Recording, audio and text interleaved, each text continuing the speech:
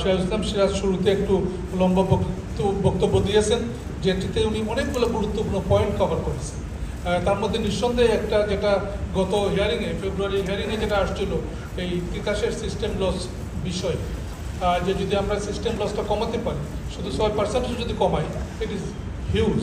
So এটা শুধু আমরা সংখ্যা বলতেছি, সংখ্যা দেখতেছি, কিন্তু যে অগ্রগতি এটা আমরা ভালোভাবে চোখে পড়তেছে না।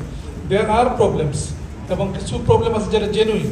তিতাস যেটা অনেক সময় উল্লেখ করে যে আমি সংখ্যা ঠিক করে দিলেই যে ঠিক করে ফেলবে 6 মাসের মধ্যে, 1 বছরের মধ্যে, সম্ভব না। কিন্তু সদিচ্ছা তো থাকতে হবে, এই সদিচ্ছাটা তো দেখতে হবে, দেখা যেতে হবে। সিরাজ যে প্রশ্নটা করেছে গুরুত্বপূর্ণ, যে মিটারিংয়ের বিষয়, এই মিটারিংয়ের কাজ শুরু হয়েছে আই থিঙ্ক 20 years ব্যাক, কিন্তু এবং তখনই উত্তরা দিয়ে শুরু হওয়ার কথা ছিল, উত্তরাকে আলাদা করে।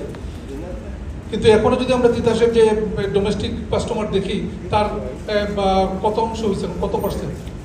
20%। তিতাসের প্রিপেড হয় নাই 20 এখনো। So it should cross 50। আমরা 50 ক্রস করলে বলতে পারতাম যে সাবস্টেন্সিয়াল।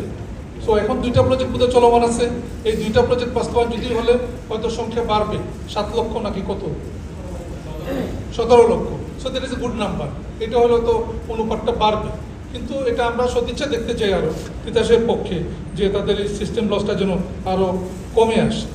কনসার্ন যারা ব্যক্ত করেছেন, এটা আমাদেরও কনসার্ন, কারণ যেটা বলা হয়েছে যে আমরা কৃষিভিত্তিক একটা দেশ, এখনও জিডিপির যদিও সংখ্যায় কমে গেছে এখন আগের চেয়ে, কিন্তু কৃষি is a huge service provider and huge employment provider.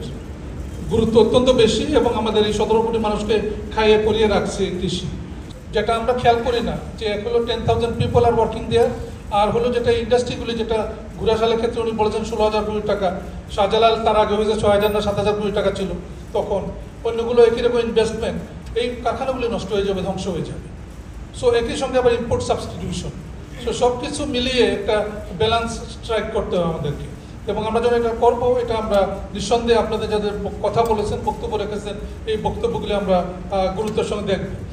বিশেষ করে যারা কথা বলেছেন তাদের কথাগুলি আমি ট্রান্সক্রিপ্ট লাস্ট টাইমও নিয়েছিলাম, আবারও ট্রান্সক্রিপ্ট নিয়ে নিব।